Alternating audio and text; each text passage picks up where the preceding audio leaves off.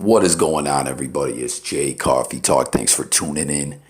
Any new viewers, make sure to subscribe, hit that notification bell. But check it out. I did a video last night talking about the Georgia Guidestones. This is kind of like a part two to that video. So if you have not seen that video, I mean, you could watch it after this one. You don't necessarily have to watch them in order, but make sure to watch them both. I'll pin the link for that video in the comments here.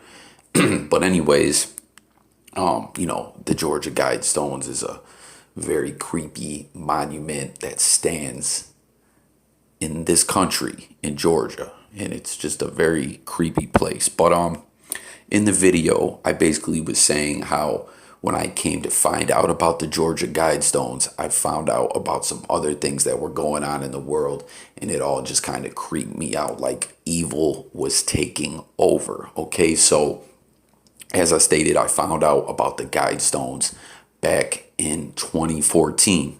And then shortly after that is when the cube appeared there, and it would just freak me out. Well, right before, at the same time, about when I found out about the Guidestones, I saw in the news that in Vancouver, okay, this mysterious devil statue appeared on this platform that was in a park. I believe it's downtown Vancouver. Shout out everyone in Canada. I got a lot of love for Canada. My girlfriend's family is actually from Ontario. She was actually born there but lived in the United States her whole life, but got a lot of love for Canada. But this happened in Canada. It creeped me out. And the statue was, we'll say, gross. It had like some perverted stuff going on with it, and I'm not going to get all into talking about it, but it just appeared in this park, and no one knew exactly why. Now, some people say, "Oh, it's just some pranksters having some fun." Some people actually liked the statue and were upset when the city removed it. You know what I mean? Now, you guys can go research about that, but this just creeped me out. I'm like, devil statues are popping up. Then we got the Guidestones that I had just found out about, you know what I mean? And then shortly after that is when that cube appeared at the Guidestones, and I'm like, oh my God, what's going on, man? What is going on? Then at the same time, then back in 2014, I started seeing pictures popping up of this Baphomet statue that was in Arkansas, and we'll talk a little bit more about that in a minute. But what was going on was they were fighting for the right to have this statue up, and it was real creepy.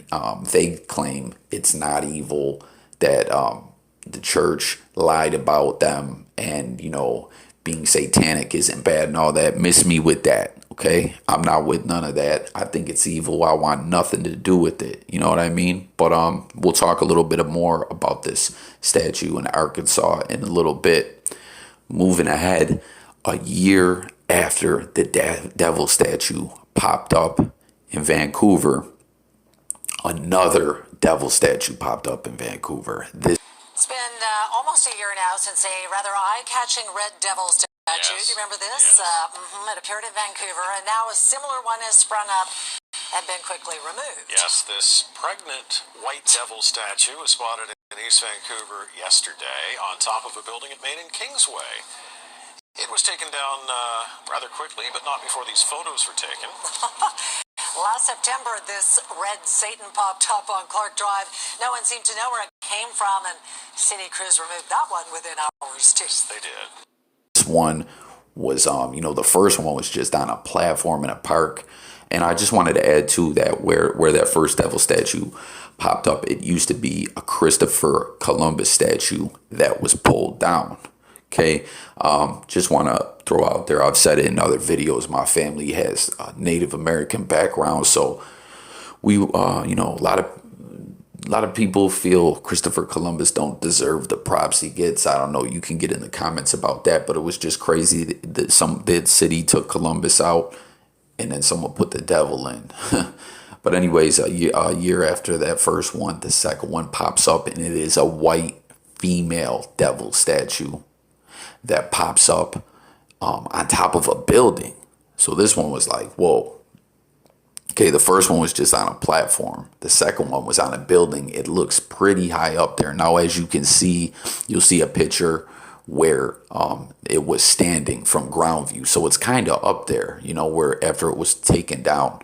And it's just like, man, how does someone get up there and do that? You know, the first one, not that big of a, you know, I guess just go in the middle of the night. I don't know. You know what I mean? It's basically just above the ground. But that one on top of a building, like, what is this about? You know, and it's pregnant, and I don't know. I was not liking the looks of all this stuff, you know. But you know, and then, like I said, when I found out about all this in the Guidestones at the same time, and I just was thinking, what is going on in our world? I don't like this. Now, someone in the comments on my Guidestone video, which you know, the Guidestones itself are creepy, but those 10 rules, as some call them, commandments, but like I said, I don't like to use that terminology when I'm talking about the Guidestones. It just sounds kind of blasphemous to me. Was saying that the commandments that we all know were being taken out of parks like 20 years ago, I guess, separation of church and state, right? Well, getting back to this Baphomet statue, this was a real creepy one. As you see, it just looks so evil, and there's kids sitting next to him and everything, and I'm like, I don't like the look of this at all, you know. So I started hearing about this back in 2014, 2015, at the same time that I was hearing about the Guidestones, as I've told you, and these devil statues and everything. But this Baphomet statue actually ended up getting put on state capitol grounds in Little Rock, Arkansas in like 2017 or 2018. What was going on was, I believe it was on display somewhere in 2014 or 2015. But there was a bill that they put in, and they were protesting, and it actually ended up passing.